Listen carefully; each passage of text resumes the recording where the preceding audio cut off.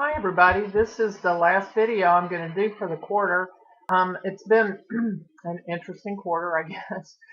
Personally, I've had some challenges. I wanted to say I appreciate those of you who voiced concern for my mother since she had her accident, and she's still in the rehab and didn't get to spend Thanksgiving with all of us and may not get to spend Christmas. And so that's hard for her. It's hard for all of us.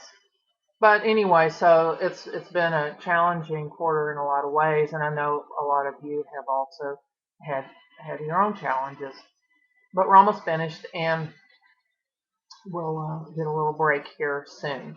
Um, so this week we're talking about dual diagnoses. I wanted to talk about that, and it can be challenging. I think some people in the discussion said that, and maybe I read that in some of our information, but it can be challenging because I guess it's sometimes hard. It's kind of like a chicken and egg thing. Is if somebody's depressed and they're drinking, are they depressed and then they drink, or do they drink and then they get depressed? Because alcohol is a depressant, and so certainly if they were depressed before and then they drink, the alcohol is gonna exacerbate the depression. So it sometimes can be challenging to diagnose because as long as somebody's drinking, they may experience some depression. And so if you take away the alcohol, then are they really going to be diagnosable with depression? So my thought always, and not everybody agrees on this, but I think that we have to address the substance first. And there are differing schools of thought on that. I personally think that it's really hard to treat somebody for depression or bipolar or any other diagnosis that they might have if they're still using, because if somebody is bipolar and they're using cocaine, for instance, well, they're going to look manic a lot. Well, are they really manic, or is it, the substance? And so if we don't stop the substance first, then how are we really going to be able to treat, the mental, illness or the diagnosis? And so my thought is address the substance first. Now, the question came up in part of the discussion this week about, do we do inpatient or outpatient? And I think that inpatient is probably going to be more effective, although not everybody has the opportunity to do inpatient. It's very expensive, for one thing. A lot of insurances don't pay for inpatient treatment. And when we talk about inpatient, I'm thinking inpatient for the substance abuse or substance use. That when they talk about inpatient, I'm thinking of like a treatment center. And do we treat in the treatment center, or do we do an outpatient, like a day treatment? Well, for one thing, one of my clients called. I think I mentioned him in the last video, but was going to go to treatment, but he was really looking for day treatment where he didn't really have to be away from home. But he really couldn't find anything. And this is the Dallas-Fort Worth area. It's a huge metroplex with millions of people, and there wasn't really a good. I'm not saying there aren't any, but he didn't find anything that that suited him to go, for day treatment. So he ended up going to inpatient. Now, I personally think that it's good to get the person out of the environment, because there are triggers in the environment. There are things, people, situation, things, access to their substance. So to remove them from the situation, from the environment for a while, that 30 days is kind of a fairly normal time for somebody to be in treatment. And then you can remove them from the situation, get them to detox or not use for a while enough to get it out of the system, and then let's address the diagnosis, of depression or bipolar or whatever it is. And then you can see, okay, now I'm clear of this substance. Now, how am I really feeling? Am I really depressed? Um, am I really bipolar? And so on. And so I just think it's easier and more clear when you can treat somebody who's not using.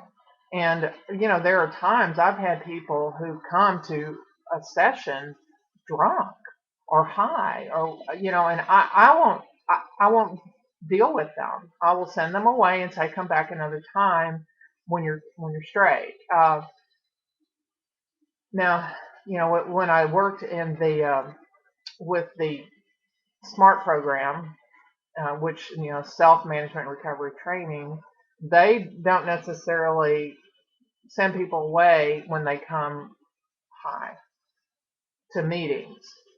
They welcome them in and try to support them. Now and I understand how that works and that they do that. But as far as when I'm trying to work with a client on a one-to-one or couples type, session, I think they need to be straight, clean, not clean and sober necessarily, but sober in the moment, when we're trying to uh, work on things, because, if you're not sober, then how do you know who you're really dealing with? And somebody can make a promise or say something when they're, using, whereas when they sober up, that, they might not necessarily say the same thing. So I think, well, and plus they can say things that are hurtful and damaging and all that stuff. So it's just not a good thing for me to have a client who's,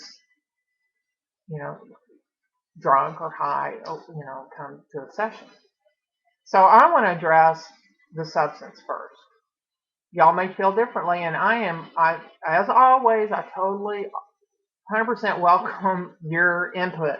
And that's the way we learn is, if you disagree, then that makes me think, okay, now why am I thinking the way I'm thinking? And I'm open to change. They talked about the genetic aspect of some of this, substance abuse for one thing, or substance use. I don't necessarily want to say abuse, but, well, addiction, let's say, because that's what we're talking about here, addiction. And they talk about the addictive personality. Some people say there's not such a thing as an addictive personality. I personally think that there is some genetic component to someone who is, tends to be addicted to one thing or another.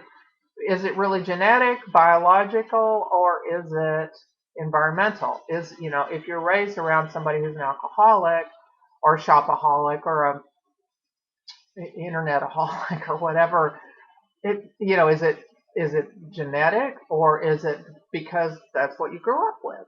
So anyway, but the big capital T, they say that there is a genetic predisposition. Now, it doesn't necessarily mean that everybody who's genetically predisposed is going to use or abuse or be addicted. But the tendency might be there depending on what the triggers are in the environment. I'm just looking to make some notes here.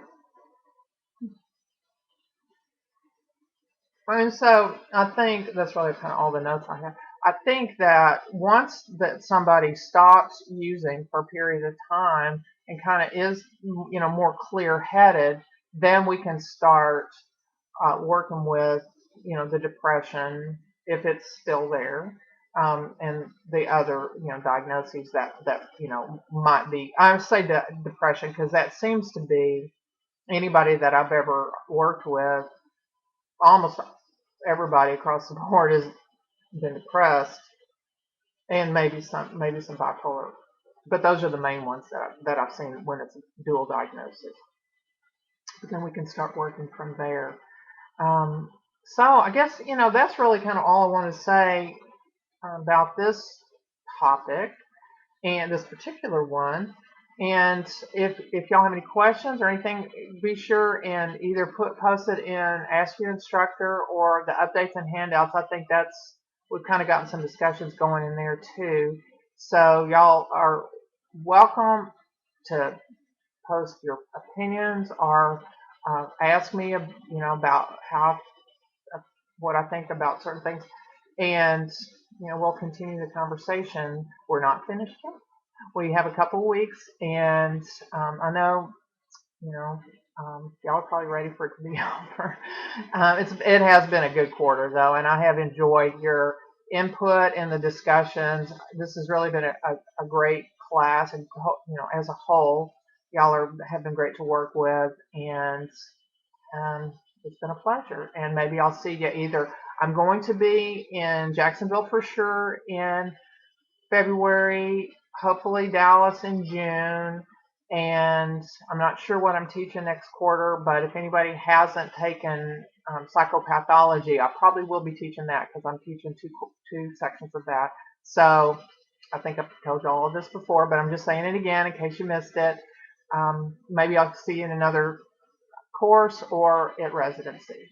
Y'all take care and happy holidays.